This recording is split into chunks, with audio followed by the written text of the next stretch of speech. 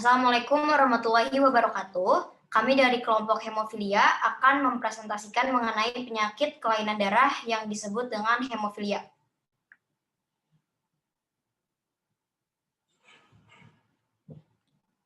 Pengertian hemofilia adalah penyakit kelainan yang menyebabkan tubuh seseorang kekurangan protein yang dibutuhkan dalam proses pembekuan darah apabila terjadi pendarahan.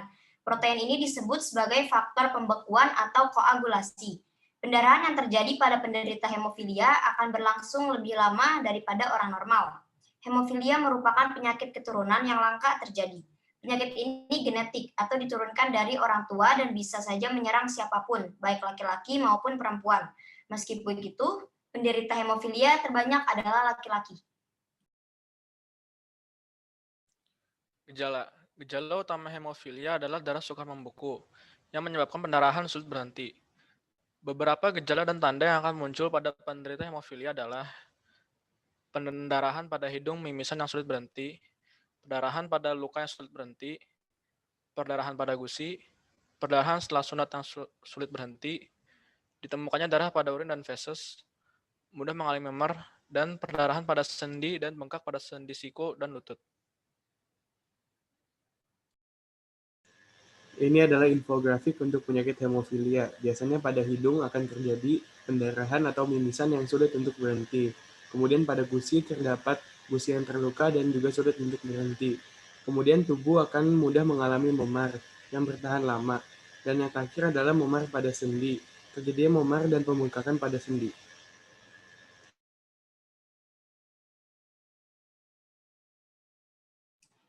Penyebab penyakit hemofilia. Yang pertama adalah masalah gen atau mutasi genetik. Mutasi atau perubahan pada salah satu gen yang memberikan perintah untuk membuat protein faktor pembekuan darah. Mutasi ini bisa membuat protein tak bisa berfungsi dengan baik atau bahkan lenyap. Yang kedua, gen hemofilia berada di kromosom X. Laki-laki memiliki satu kromosom X dan satu Y. Sedangkan perempuan punya dua kromosom X. Laki-laki mewarisi kromosom X dari ibunya dan Y dari ayahnya, sedangkan perempuan mendapatkan kromosom X dari tiap orang tua. Maka dari itu laki-laki lebih rentan mengalami kelainan ini ketimbang perempuan.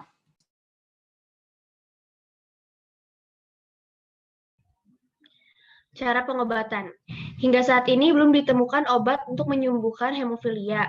Namun, cara terbaik pengobatan penyakit hemofilia yang dapat dilakukan saat ini adalah dengan mengganti faktor pembekuan darah, sehingga darah bisa membeku dengan baik.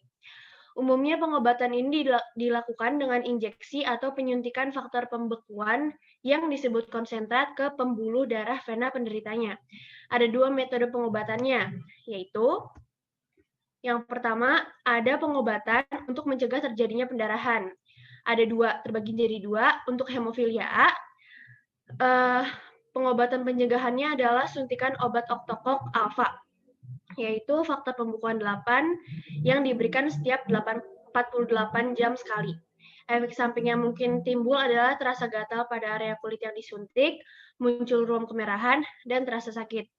Untuk penderita hemofilia B, akan diberikan suntikan obat non-akok alfa, yaitu faktor pembukaan 9, yang diberikan rutin 2 kali seminggu. Efek samping dari obat ini antara lain sakit kepala, mual, rasa tidak nyaman, dan bengkak pada area tempat obat disuntikan. Metode pengobatan yang kedua adalah pengobatan saat terjadinya pendarahan atau on demand. Untuk hemofilia A, umumnya akan diberikan suntikan berisi oktokok alfa atau obat bernama desmopresin, yaitu hormon sintetis yang akan menstimulasi produksi faktor pembekuan 8 dan diberikan dalam bentuk suntikan. Efek samping yang mungkin muncul adalah sakit kepala, nyeri perut, dan mual. Untuk hemofilia B, biasanya akan diberikan suntikan berisi non-akok alfa. Dokter biasanya meresepkan obat untuk menghentikan episode pendarahan dan mencegah pendarahan. Dukungan keluarga dan orang terdekat juga sangat penting bagi penderita penyakit hemofilia, karena mereka bisa membantu untuk memberikan pertolongan pertama jika terjadi pendarahan sewaktu-waktu. Untuk pendarahan pada bagian tungkai, terdapat rumus RICE sebagai pertolongan pertama. Nah, RICE itu R, rest, yaitu istirahatkan kaki dengan menumpangkannya di atas bedak empuk seperti bantal. I, ice, yaitu kompres bagian yang mengalami pendarahan dengan es. C, Compression yaitu tekan menggunakan kain dan bebat untuk mengurangi pendarahan. Dan yang terakhir elevation yaitu posisikan kaki lebih tinggi daripada dada. Komplikasi. Yang pertama ada shock hipovolemic. Ini merupakan kegagalan fungsi organ akibat kehilangan darah dalam jumlah yang banyak.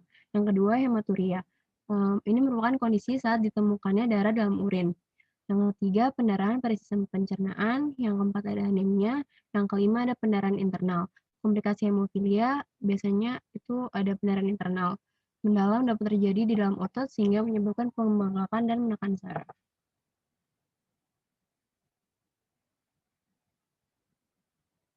Selanjutnya ada kerusakan sendi, lalu ada reaksi negatif terhadap pengobatan.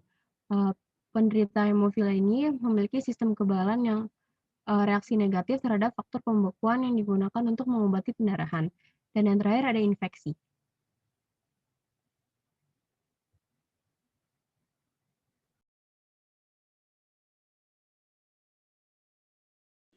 Pencegahan hemofilia. Pada dasarnya, hemofilia itu merupakan penyakit genetik yang tidak dapat dihindarkan. Tetapi, kita dapat mengantisipasi hemofilia dengan mencegah agar tubuh kita tidak terluka. Dengan cara yang pertama, menjaga kebersihan gigi agar terhindar dari penyakit gigi dan gusi yang dapat menyebabkan pendarahan. Lalu, jangan sembarangan mengonsumsi obat-obatan tanpa saran dokter. Hindari penggunaan perabot yang beresiko menimbulkan luka, seperti keset yang licin atau meja dengan ujung lancip. Selalu pastikan lantai tidak licin, terutama di kamar mandi. Lampu penerangan harus baik agar mata bisa melihat dengan jelas. Singkirkan furnitur yang tidak perlu agar lebih leluasa bergerak di dalam rumah. Gunakan pengaman yang perlu ketika beraktivitas di luar rumah, dan harus tetap berolahraga, tetapi hanya yang ringan. Setelah itu ada jenis-jenis hemofilia. Yang pertama ada hemofilia A. Jenis ini biasa disebut hemofilia klasik atau yang disebabkan bukan dari faktor genetik. Terjadi saat tubuh kekurangan faktor pembekuan darah 8, berhubungan dengan kehamilan, kanker, penggunaan obat-obatan tertentu, dan penyakit seperti lupus. Tipe ini termasuk yang langka.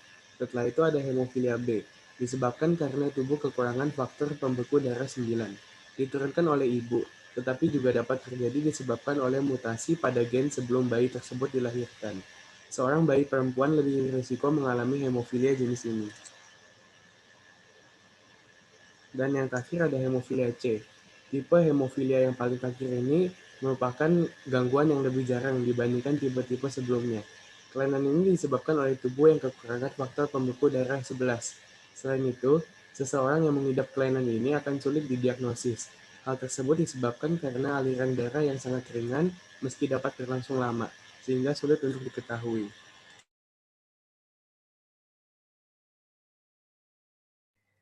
Yang terakhir adalah tingkatan hemofilia. Berdasarkan kadar faktor pembekuan darah di dalam tubuh, hemofilia ditingkatkan menjadi 3. Yang pertama itu ada hemofilia rendah. Nah, hemofilia rendah ini kadar faktor pembekuan darahnya 5 hingga 40%. Perdarahan akan berlangsung lebih lama daripada normalnya. Biasanya terjadi akibat luka atau tindakan pembedahan. Jarang terjadi perdarahan sendi dan otot secara spontan. Yang kedua ada hemofilia sedang. Kadar faktor pembekuannya 1 hingga 5%. Perdarahan akan berlangsung lebih lama dari normal setelah adanya luka atau pembedahan. Perdarahan timbul setelah trauma berat, berdarahan sendi atau memar dapat terjadi dengan mudah tanpa trauma berat. Dan yang terakhir ada hemofilia berat. Kadar faktor pembekuannya 1%. Perdarahan sendi dan otot dapat terjadi tanpa sebab atau spontan.